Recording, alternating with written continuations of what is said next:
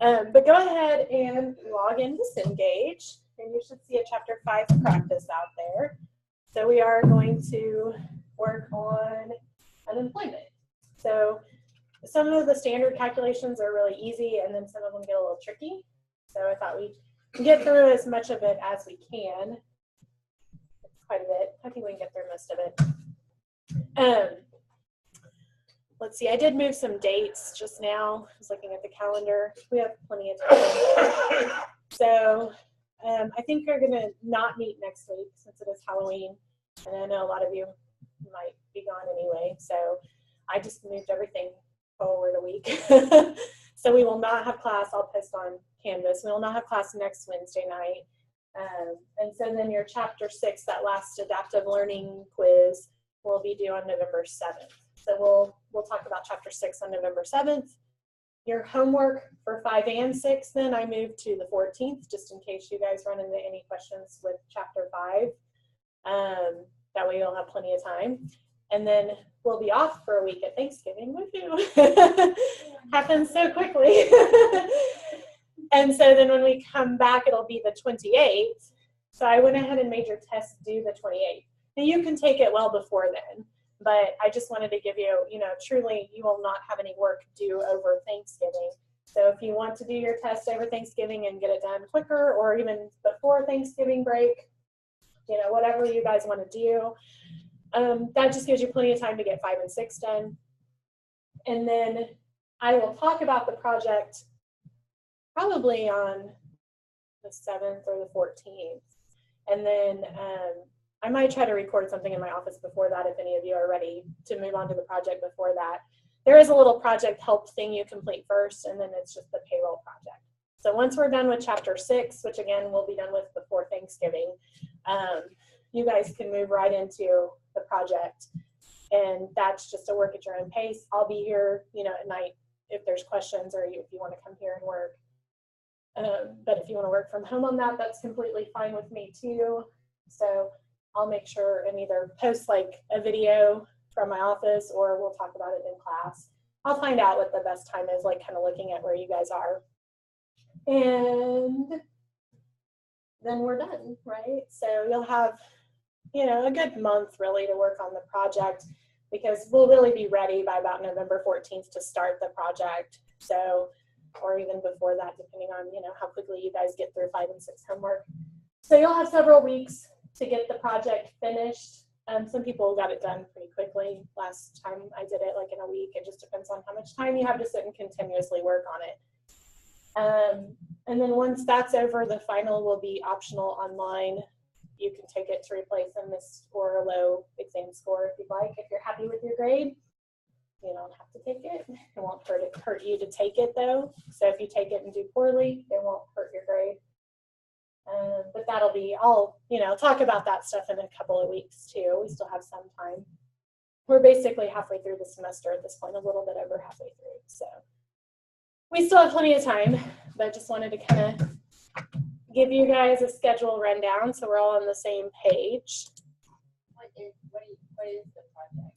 It's actually going through kind of like those continuing problems that you had in Chapter 3 and 4, where you actually got the different, like, kind of simulating accounting software. So you have the different tabs and everything. So you'll actually be inputting withholdings and going in and calculating.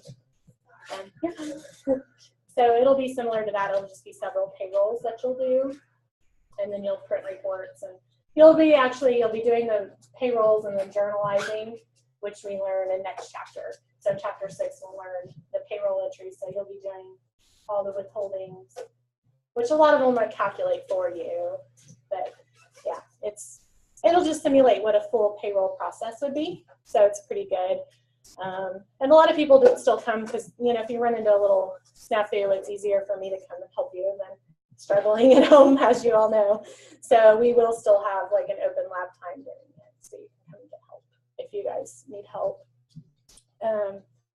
Yeah, so again, I'll make sure and get that info out to you, though. It is out there. I just don't think it's open yet. I think it opens next week, because I wanted us to get through a certain point first. Any other questions on schedule or anything upcoming? Alrighty, well, let's talk about unemployment then. So, you know, even in financial accounting, we talked very briefly about like unemployment rate. You have state unemployment tax and you have federal unemployment tax.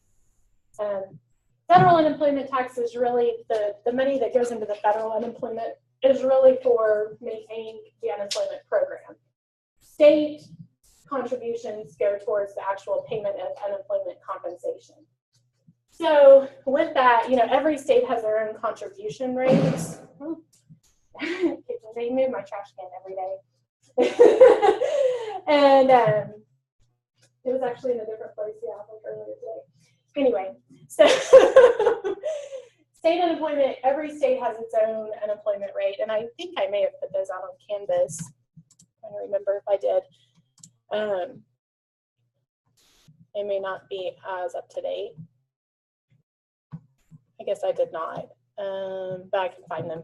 But anyway, every state has their own contribution rate that they require companies to contribute to. So they all have their different salary limits and their different rates.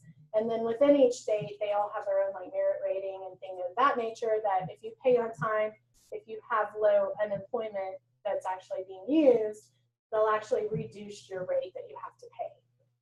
So that's really chapter 5. It's all about federal and state unemployment. If you pay state unemployment, you get a 5.4% credit towards your federal unemployment. So if we pay any state unemployment, whatever the contribution rate may be, if we're paying what they're required us to pay, we only have to pay 0.6% of the first $7,000 of each employee's wages into FUTA, federal unemployment tax. Okay, so FUTA, the federal unemployment is usually the same for all companies. SUTA is where it varies, not only based state by state, but again, also company by company, depending on their merit rating. So it gets a little tricky. In this chapter, they'll give us, you know, what the tax rate is, and then sometimes there's one we have to look it up a little bit, but they give us the information, but they do vary. So even the limits, some states require, you know, the companies contribute more than just to the 7,000 limit. It may be like 25,000 or 30,000. They're all different. And we'll look at one within the problem that kind of shows us that. This first one, though, is just a very straightforward one, so it's easy. So during the year, Plum Company has a SUTA tax rate of 4.8%, and then it gives us a taxable payroll. So taxable payroll for the year for FUTA and SUTA is $123,400. We want to calculate FUTA and SUTA and add them together. Well, they told us our taxable payroll, so they made that part easy. So we're really just taking the $123,400, and for FUTA, I'm taking 0.6%. Okay, so multiply it by 0.006, and my federal unemployment tax withheld is $740.40. Okay, so that one's very basic. There we go, that's a little bit better, right? So tiny. Well, for the state unemployment, they told us our rate was 4.8%. And again, they actually told us our taxable. So 123,400 times, whoops, no, that's right. I thought I typed it in wrong. 0.048. I get $5,923.20. Okay. So again, these are this first one's just very straightforward, a typical situation. They gave us the taxable income. FUTA is 0.6%, SUTA is 4.8%, and then I add them together. Okay. So my total unemployment taxes are $6,663.60. Okay, so that one's a very base level example, something like we did in financial accounting even. We're not dealing with limits or anything like that, or merit ratings or credits or anything. So that one's easy. Moving on to the next one. This one's pretty straightforward too. It's just giving us a little more information. It says Peyton's company's payroll for the year is $737,910. Of this amount, $472,120 is for wages paid in excess of $7,000. The SUTA rate is 2.9% on the first 7,000 of each employee's earnings. So again, we want to calculate FUTA and SUTA. So here, the first step is we have to calculate what their taxable wages are. Okay. Well, if total payroll is $737,910, and they told us that $472,120 is exceeding that 7,000 limit, I'm just going to subtract that out. Okay. So I'm just going to subtract that out.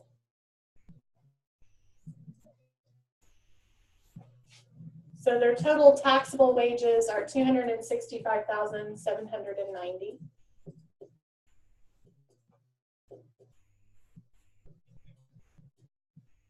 So once I get that amount, I can just take my standard percentages off. Okay.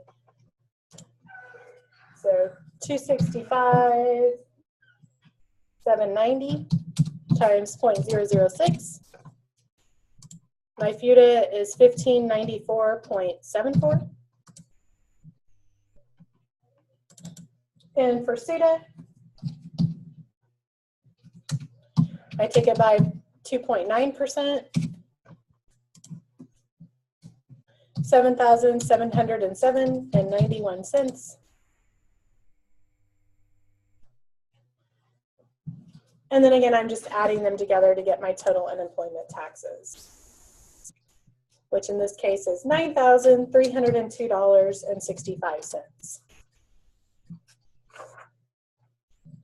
So that one's just one extra step where we have to calculate the taxable wages first, because again, we only pay unemployment on that limit amount, the 7,000. In this case, the limit was 7,000 for both federal and state. Federal is always 7,000, at least, you know, in this book, I think it's went up a little bit in 2018, but I think it's like 7,100 or 77, I have to look. But based on these rates, we're always going to do federal of 7,000. Okay. Any questions on that one? That one's pretty straightforward too. Oh, I didn't mean to get rid of my calculator. Okay.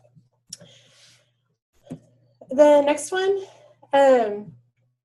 it gives us several states that we're working in. So we have this company, Iannelli Incorporated, that has employees in different states.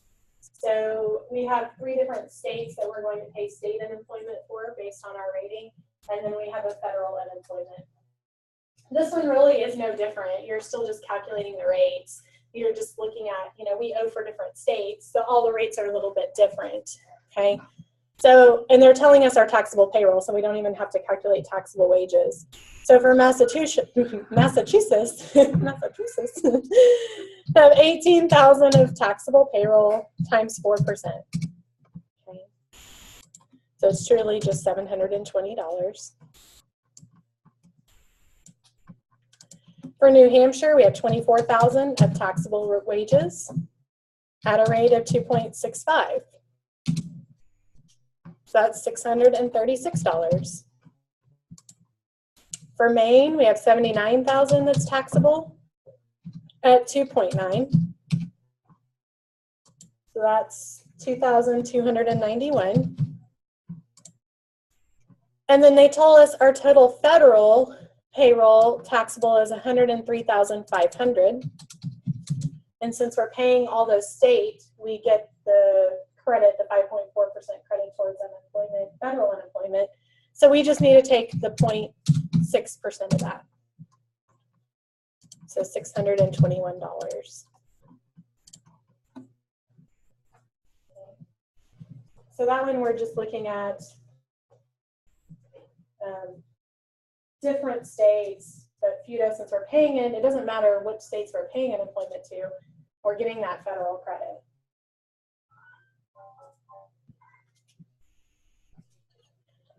Any questions on that one? Alrighty. Now getting into more fun stuff, right? when there's more words, we always know it's more fun. It's always an indication. This question, we're dealing more with like exemptions from federal and state unemployment taxes. So it's on, if you want to know like all of the exemptions, it's, you know, always good to review wages that are exempt from unemployment. It's in your book under 5-1C. 5-1C has a list of any type of, you know, wages that are not taxable under federal and state unemployment. I don't have them all memorized because it is a long list. So I'm not going to lie and say I do. But, you know, you can kind of, a lot of them are more special circumstances. So, you know, it is just good to be aware, refer back to it. Most companies, if you're, you know, especially like publicly traded corporations, don't run into those situations very often.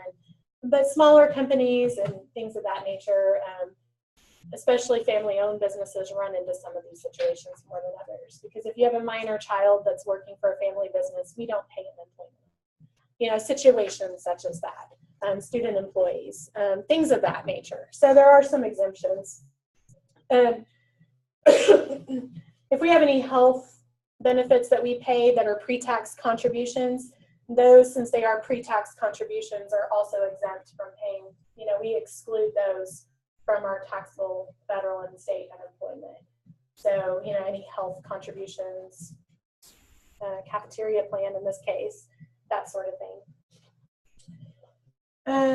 Let's see, the only other one that we're going to deal with in this situation is we have a director who only attends director meetings during the year, so he's not a full-time employee with full benefits. So his wages that we're compensating him to just come to meetings, he's almost more of like an independent contractor. So directors that are only getting paid to attend meetings are exempt. We don't pay any unemployment on their wages. Same with independent contractors. So there's a lot of employees that may be an independent contractor, so they're not listed as a full employee on our books. We're not paying their benefits. We're truly paying them some type of rate, you know, per hour usually. They're not our employee. So that employee-employer contract that we talked about that back in chapter 2, I believe, comes into play with these unemployment as well. So there has to be an employer-employee contract in order for us to pay wages. So, well, a lot of words here. We'll break it down. Says, let's see, in September 2017, Manson Corporation began operations in a state that requires new employers to pay state unemployment of 3.5% of the first $7,000 of wages paid. Okay. An analysis of the company's payroll for the year shows total wages paid of $177,610. So we paid a total of $177,610 in wages. We have salaries to the president and the vice president of $20,000 and $15,000 for the 4-month period. And those are the only employees that have received wages in excess of $7,000. Okay, so those are the only ones that exceed that $7,000 limit. We also have included in these wages were $900 paid to a director who only attended director meetings during the year. So his wages are exempt. So I know I'm going to subtract them out of my taxable wages. $6,300 paid to the factory superintendent. They're just trying to trick you. That's a full-time employee, so his wages are under the $7,000 and they are taxable.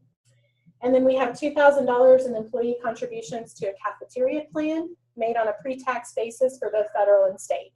Well, that pre-tax basis is our clue there. Those are exempt from being taxable. So, and then it tells us, in addition to the total wages, we made a payment of $2,430 to Anderson Accounting Company for an audit. Well, again, that is more of an expense. That's really an independent contractor situation. So that we don't have to be concerned about at all. So the first thing we need to do, it wants us to calculate FUTA and SUTA. Well, we need to figure out the taxable wages under FUTA and SUTA. So we start with our total wages. And we're going to subtract out that $900 for the director because we don't pay taxes. That's not taxable. I can also subtract out the $2,000 in pre-tax health contributions because those are pre-tax. They're not subject to tax. And then I need to figure out, well, we know we paid our president $20,000 and our vice president $15,000. Well, we really just need to pay them $14,000. You know, their taxable wages are $14,000. So we need to figure out, well, how much do we want to take out, right? That's not taxable. So if we had basically 20,000 minus 7,000, 13,000 of our president's salary is non-taxable, and 15,000 minus 7,000 for our vice president would be 8,000. That's non-taxable. Okay. So I'm going to add those together. So that's what, 21,000 of non-taxable wages. Okay, so that's the amounts that exceeded 7,000. So to get my taxable wages, I'm truly just going to take my total wages minus those three amounts. Okay, and I'll do it for us here to save time. So our taxable wages are 154,000. I'm sorry, 53. Can't read my own writing. 153,710 are taxable. Okay, so that's excluding any exempt taxes and excluding the excess of 7,000 on my two high earners. Okay. Once you do that, you're just taking it by the FUTA and SUTA rate. Okay. So once I figure out my taxable wages, it's really back to being a simple calculation. So taxable is 153,710 times 0.006. I'm not typing it in, all right? Am I? I'm just typing away. Nothing's happening. I feel like that's my day. Just keep typing away and doing nothing. Oh. And I'm tired. So the FUTA tax is $922.26. And then I'm going to take into consideration the state, which they told me my percentage was 3.5%. So I'll take my 153,710 times 3.5%. And I get $5,379.85.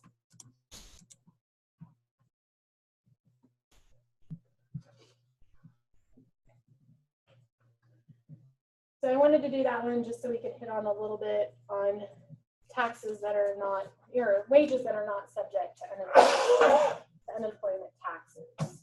So again, if you look at section 5-1C in your book, it lists all of those. So if your problem on your homework is a little different, you can refer back to that and make sure you get the right ones.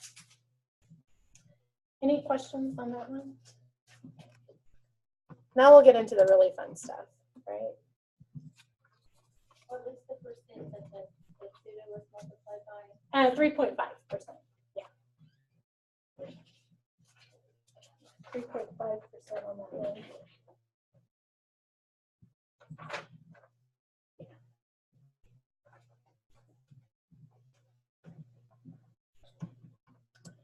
Okay. This next one, we have an employee, Jeff Smallwood. He actually worked for two different employers. So he worked for Roland Construction in Ames, Iowa, and earned $22,000. The state unemployment is 4.6%. He then changed jobs and worked for Ford Improvement Company in Topeka, Kansas, and earned $29,500 for the rest of the year. Their state unemployment is 5.1%. We need to determine the total unemployment, both FUTA and SUTA, that would be paid by each company. Well, here's where they actually give us a figure 5-1 or 5.1 that's in your book to determine the SUTA caps in different states. Because again, every state has its own limit for how much we pay in, okay? So I'm going to look that up first. Okay, so my first one was Iowa. In Iowa, this is what I'm looking at right here, the employer side. The rates can go anywhere from 0 to 8% for the state, and the limit is $28,300. So in Iowa, they pay in unemployment up to $28,300 on each employee, okay?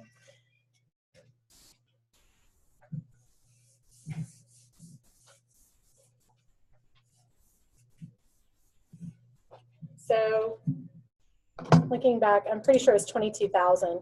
So yeah, he actually earned 22,000 in Iowa. So in Iowa, he earned 22,000. Well, if the limit is 28,300, then obviously all of his wages are taxable under FUTA and SUTA.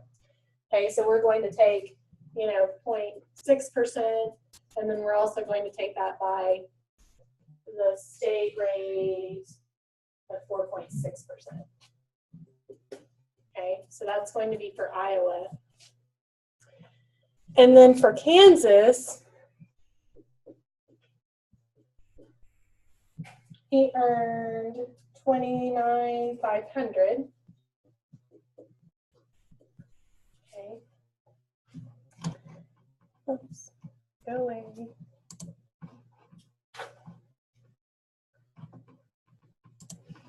So for Kansas, that's on the first 14,000 of wages. Okay. So even though he earned 29,500, oh, I did that one too. Oh well, I'll come back to it.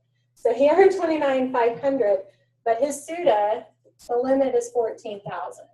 So it's going to be 14,000 times the Kansas rate of 5.1%. FUTA is always 7,000, so I messed up here. I apologize. So our FUTA, our federal, is always on the first 7,000.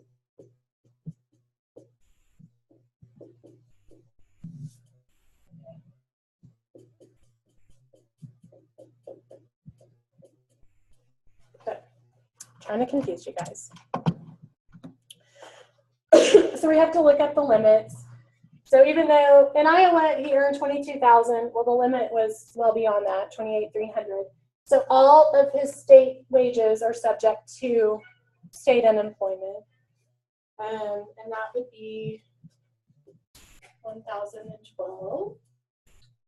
For FUTA in Iowa, it's only 7,000, always for federal. So times 0.6% is $42. That's always the max contribution. Okay. So the total for his Iowa earnings, that employer will pay $1,054 in total unemployment. And then in Kansas, he made $29,500, but the state limit is $14,000. Well, for FUTA, it's still the $42. And then for the state, it's $714. Okay.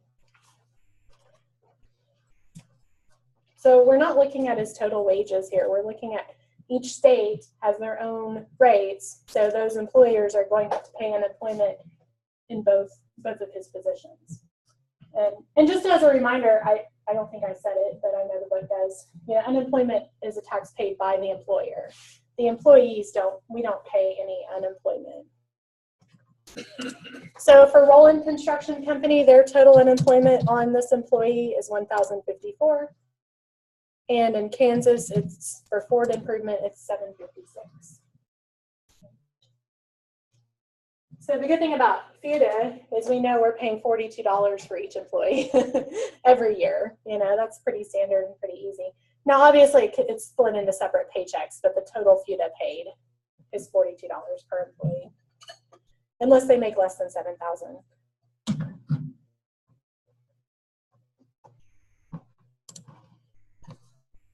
Any questions on that one? Okay. This one gets a little confusing, so I thought we would do an example of it. It's a little different. So the thing is, we get that, credit towards our federal unemployment. We only pay 0.6% federal unemployment if we pay state unemployment. That's great, and that happens as long as we make our state unemployment payments on time. So if we were to be late or not pay, miss a payment, we get that credit reduced, okay? So they're giving us a 5.4% credit towards federal, because the general is like 6% of the federal unemployment, okay? So they're giving us 5.4% credit towards that. if we pay state and if we pay it on time. If we pay late, we only get 90% of that credit. So we have to pay extra taxes. You know, they're of course penalizing us for late. So the way to calculate that gets a little tricky. So I thought we'd do an example together. There's an example in the book and even in the problem here, but we'll kind of step through it too so you guys can calculate it. So in this case we have, let's see, Peroni Company paid wages of $170,900. Of this amount, $114,000 was taxable for FUTA and SUTA. The state contribution rate is 3.1%. Due to cash flow problems, the company did not make any SUTA payments until after the Form 940 filing date. So the date has passed for the quarter or for the year. And so we want to calculate how much credit the company will receive against the FUTA tax for its SUTA contributions. Okay. Well, normally we would get 5.4% credit, so we would only have to pay, you know, 0.6%. But again, they're going to penalize us. We only get 90% of that FUTA credit. So let's look at it.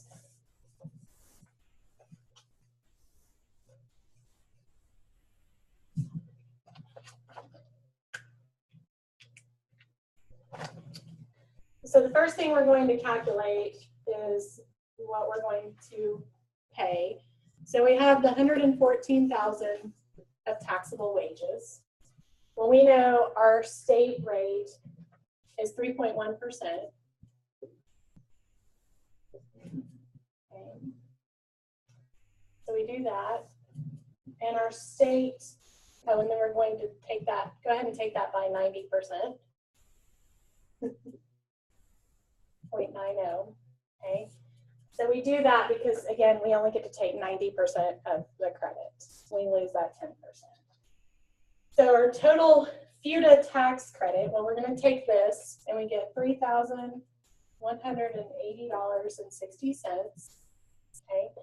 That's the credit towards the 3.1, 90% of the 3.1. Well, we get 5.4% credit. You know, even if we're only paying 3.1% to state, but for the federal, we get 5.4% regardless of what we pay to state. So that's where we need to understand that because it gets a little tricky. So it doesn't matter how much our state rate is because we know that varies state by state and based on our experience rating and our, you know, everything. So we're getting a reduction of credit based on our state rate, but we still get the remaining credit. So I would take 0.54 minus the, well, it's 0.54, minus the 0.031 to figure out how much additional credit I get regardless, okay? So when I subtract that, I get 0.023. So I'm still getting 2.3% of the federal credit, free and clear, if that, you know, of that 5.4%. So I'm going to do that.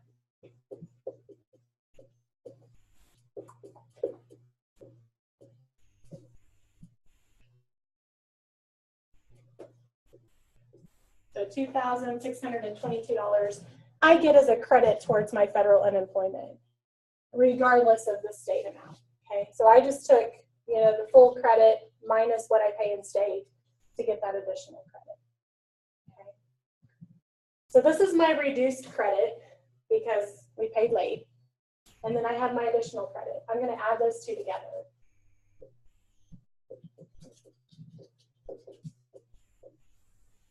Okay, so my total tax credit towards my FUTA is $5,802.60. That's the credit towards what I would owe to FUTA, okay? That's not anything I owe, that's the tax credit I receive from paying state unemployment, okay? So that's the answer to A there. That's the amount of credit we would receive against the FUTA tax. So that's how much we're reducing our federal unemployment, okay?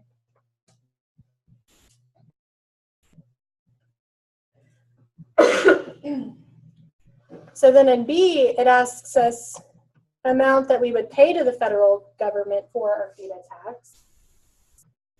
Okay, well, in that, we're going to take the 6%, you know, the typical 6% rate if we got no credit, and subtract off this credit. Okay. Normally, to calculate FUTA, we would take 114 times 0.006, right? Well, we don't get that full 5.4% credit because we paid late. So that's why we're kind of calculating more the credit we get towards what we paid to FUTA first. Okay, so that's part A. Part B, we're actually going to take our 114,000 times the full 0.06, so 6%, what we would pay if we got no state credit. Okay, so 114,000 times 6% is 6,840. And then I subtract out that credit I received.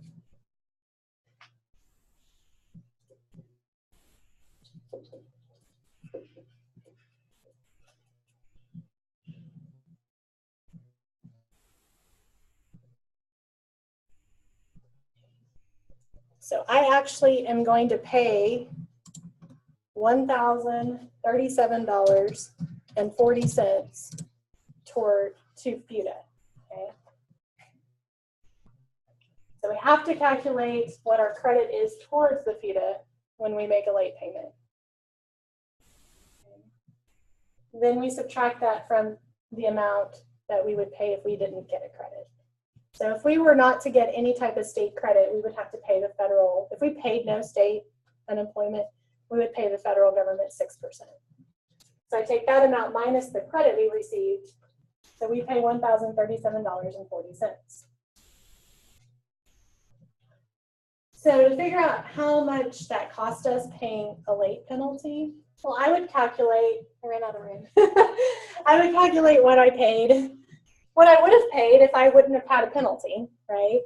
So if I wouldn't have had a penalty, I would have paid 114,000 times 0.006, right? That's my standard FUTA amount. I would have paid $684. I paid $1,037.40. So $1,037.40 minus $684, it cost me $353.40 to pay that bill late. $353.40.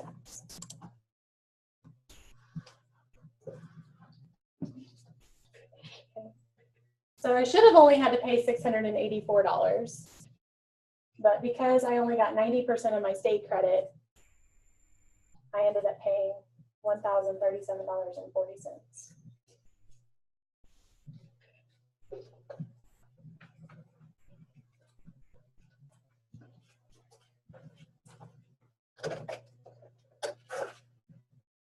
Are there any questions on that one?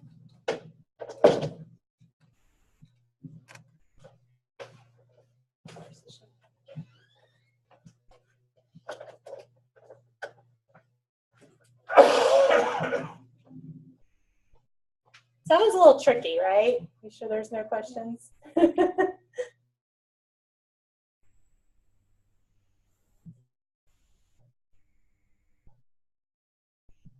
If you guys don't have questions, I'm going to move on.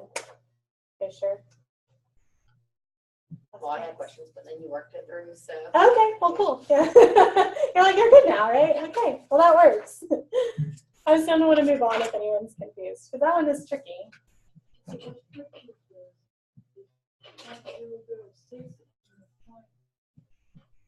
The points. Yeah, the decimal. The decimal. Yeah, what we're doing with that is the 0.006, this over here is what we would normally contribute to FUTA if we get our full state credit. So that's what I calculated. If we had paid on time, this is what we would have paid. Okay. Down here, though, so this is 6%. That would be what we would pay without any state credit. So that's the full. What happens is the full federal unemployment rate is 6%, but we get a 5.4% credit towards our federal unemployment if we pay state. So that reduces, so the normal rate is 6%, but we get a credit of 5.4%. So that's where the 0.6 comes in. That's what we normally pay in federal unemployment, as long as we pay our state. And that's great, but it gets tricky when we pay late. So if our state rate was 5.4%, it would be a little bit easier, you know, because we would just take 90% of that, or 10% off of it, basically. But yeah, it gets a little tricky. But so they're taking, this is the full unemployment, federal unemployment, minus the state credit.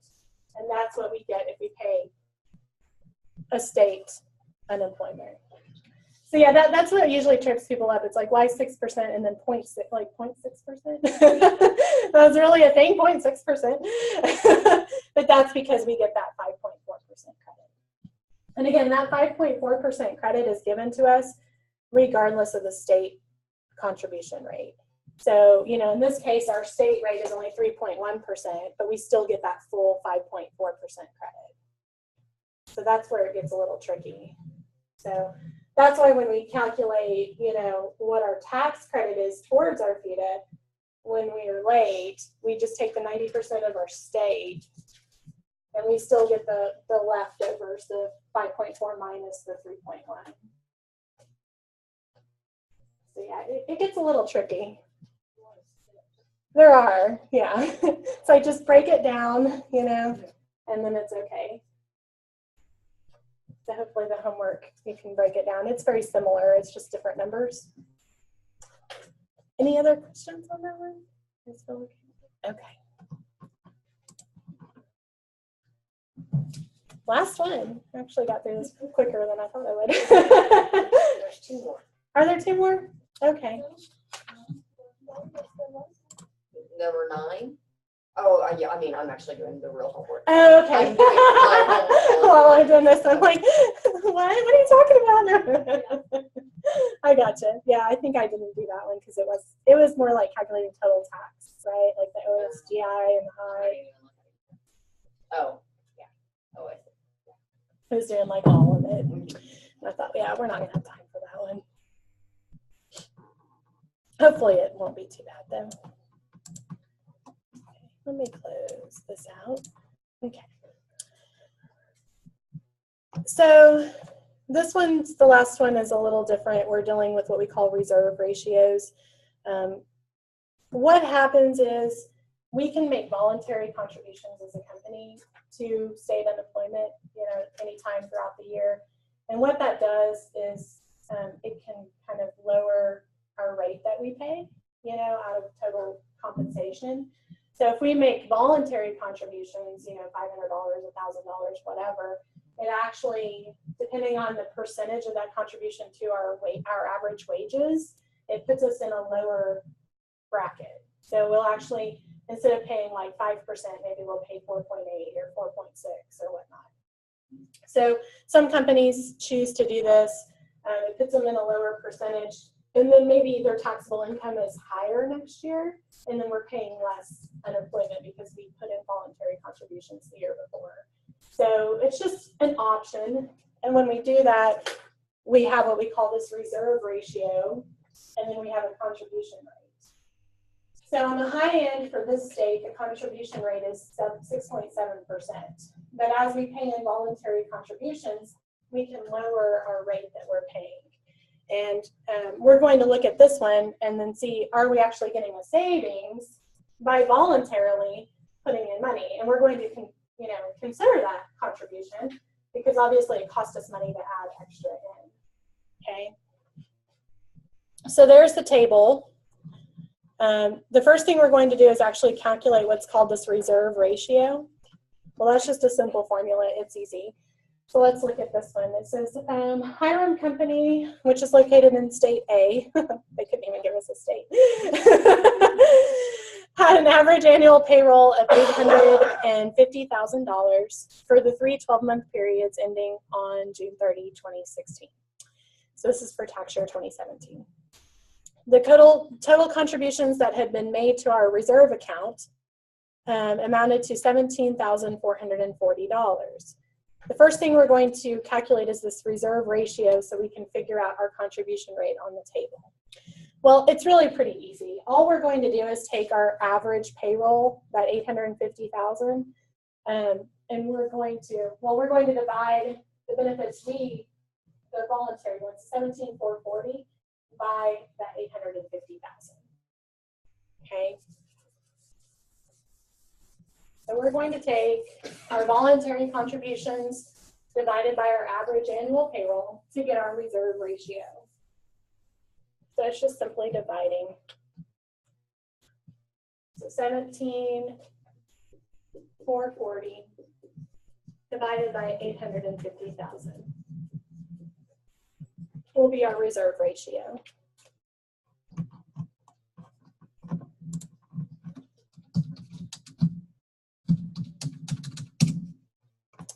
Now that is a percentage, so I would, multiply by 100. Okay, so they want us to round to 2 decimal places. So this company's reserve ratio would be 2.05, rounded to 2 decimals. 2.05. And then we're just going to use the chart to figure out our contribution rate. Okay. Well, the reserve ratio is 2.05, so I would fall, well, let me highlight. I'll fall in this line of 2% or more, but less than 2.2%, okay? So this is the line, the reserve ratio I'd fall into. Oh, there, let me highlight it. So the 2%, but less than 2.2. So our contribution rate would be 4.9%. So that's the answer in B, 4.9%.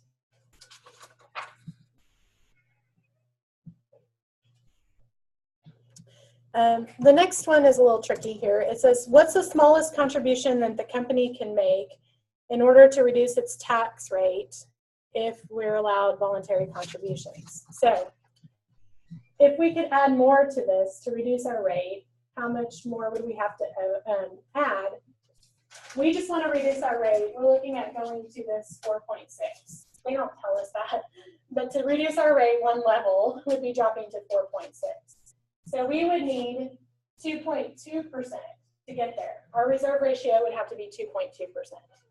Okay. So on part C there, we would have to have 2.2% of the 850,000. So all you have to do is take 850,000 times 2.2%, and you should get 18,700. That would have been our total contribution, 18,700. But we know we have a balance. We've already contributed 17,440. So I subtract that out. And if we contribute voluntarily $1,260, that'll move us down to the 4.6 rate. Okay, so we would need to put in another $1,260 to put us to a 2.2% reserve, and therefore our contribution ratio would drop to 4.6%.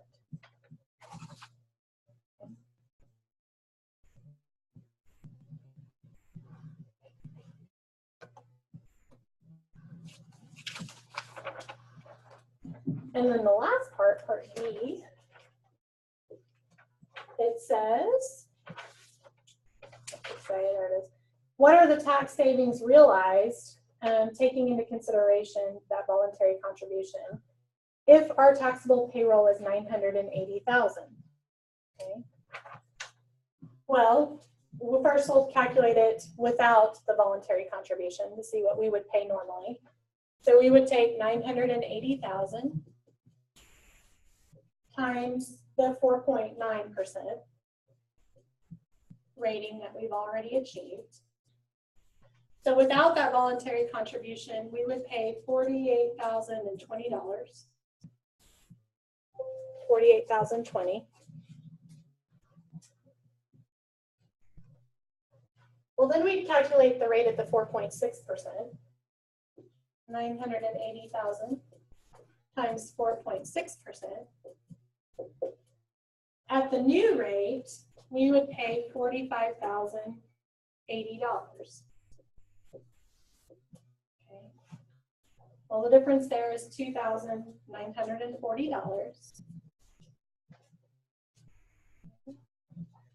So going to that lower rate was a difference of $2,940. And then I need to take out the voluntary contribution because obviously it costs me money to jump to that lower rate. So I'm going to subtract out the $1,260 extra that I contributed. And I get $1,680.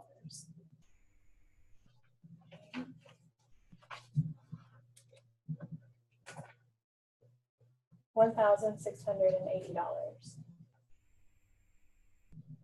So what that tells me is it's actually worth it to put in voluntary contributions in this scenario at 980,000 taxable wages, because I'm actually still going to save $1,680. So it's a good savings. It may be worth it to put even more in. So we would do that, right? We would compute the same thing and find what's the best way, what's our best contribution option to lower our rate and save money.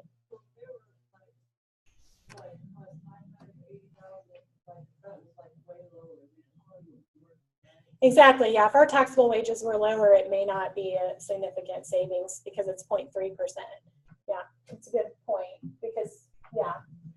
And we would know this probably by mid-year, kind of be able to estimate what our taxable wages are for the next year. So this is probably a pretty good estimate. If it was in that ballpark, we're going to save money. So, yeah, good question.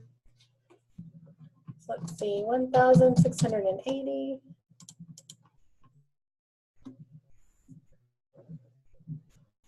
So are there any questions on that one? So again, federal and state unemployment, it really, the federal side of it's pretty straightforward. If we pay state and we pay it on time, we're paying 0.6% of the first 7,000 wages of every employee. State gets a little trickier because they have different rates and different limits for each state. In addition to that, we can have different merit ratings and reduce our rate even further. So it's just really knowing, what's taxable wages under federal and state unemployment, which again is in the book, and then being able to make sure and look up the right limits and all of that. Most of the time in the real world, when you're working in payroll, you're doing payroll for one state. So you're only dealing with your state, your merit rating. So it's a little more straightforward. But again, just kind of covering all the angles that you might run into if we pay it late, or if we have a different reserve ratio type of situation, that sort of thing. So those are reserve funds that we haven't used. So again, this situation here, when we're talking about reserve funds, the higher our reserve account, that means money that we haven't had to use in unemployment, money we've saved, and so we're going to have a higher merit rating too, and then you're getting this extra credit towards it. So again, the companies that don't have a high unemployment rate, as far as actual turnover, people claiming unemployment, are going to have lower payments towards unemployment.